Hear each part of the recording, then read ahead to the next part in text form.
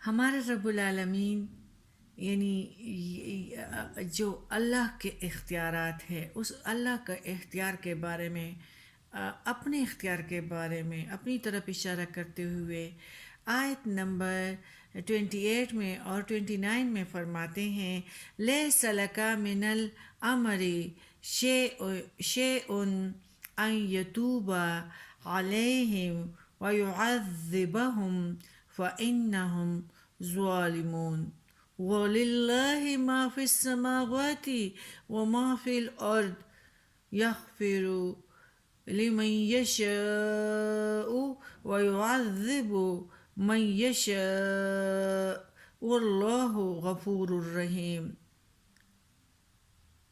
تیرا اختیار کچھ نہیں، اللہ خواہ ان کی توبہ قبول کرے، خواہ انہیں عذاب دے کہ وہ ناحق پر ہیں، اور اللہ ہی کا ہے جو کچھ آسمان میں ہے اور جو کچھ زمین میں ہے، وہ جسے چاہے بخش دے اور جسے چاہے عذاب دے، اللہ بخشنے والا مہربان ہے۔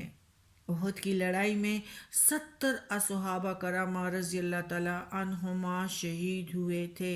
ان میں حضور صلی اللہ علیہ وآلہ وسلم کے چچا سید الشہید حضرت حمزہ رضی اللہ تعالیٰ عنہ بھی شامل ہے۔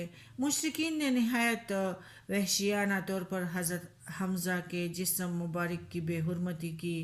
ہمارے پیارے نبی کریم صلی اللہ علیہ وآلہ وسلم کی آنکھ پر چوٹ آئی، سامنے کے 4 دانت میں سے نیچے کا دایاں دانت شہید ہو گیا، خود کی کڑیاں ٹوٹ کر رخسار مبارک میں گھس گئیں، پیشانی زخمی ہوئی اور بدن مبارک لہولہان ہو گیا۔ آپ کا پاؤں لڑکھڑایا اور زمین پر گر کر بے ہوش ہو گئے۔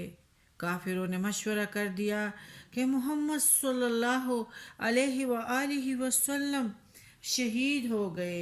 مسلمانوں کو تشویش ہوئی اور لوگ بدحواس ہو گئے۔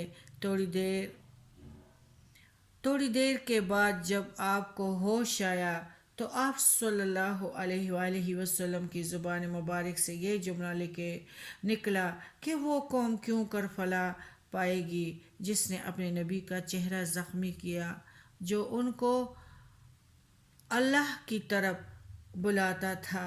مشرکین کے ان وحشیانہ مظالم کو دیکھ کر ان میں سے چند ظالم لوگوں کے حق میں آپ نے بد دعا کا بھی ارادہ کیا، لیکن اللہ کو یہ منظور نہیں تھا۔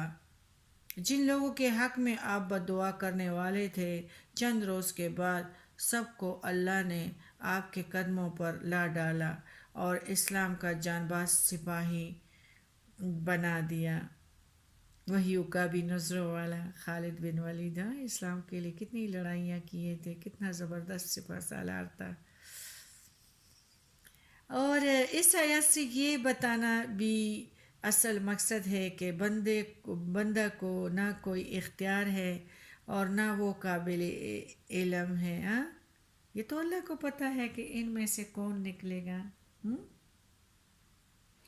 ہمارے پیارے نبی کریم صلی اللہ علیہ وسلم 7 آسمانوں پہ گئے، تقریباً کوئی پیغمبر یہ نہیں گیا، ان کو گفٹ میں نماز بھی ملا ہے، سیر بھی کی ہے جنت اور جہنموں کی، اور پھر بھی ہم کہتے ہیں اشہد ان لا الہ الا اللہ اشہد ان محمدً عبدہ ورسولہ۔ عبد ہے، بندہ ہے اور رسول ہے، بھیجے ہوئے ہیں۔ اللہ جو جانتا ہے وہ انسان کو پتہ نہیں ہوتا۔ ان میں سے عقابی نظروں والا خالد بن ولید کو نکالا اور مسلمان کیا، اکرمہ کو مسلمان کیا۔ تو اس آیات میں یہ بتانا یعنی مقصود ہے کہ بندے کو نہ کوئی اختیار ہے اور نہ کسی بندے کے پاس کوئی کامل علم ہے۔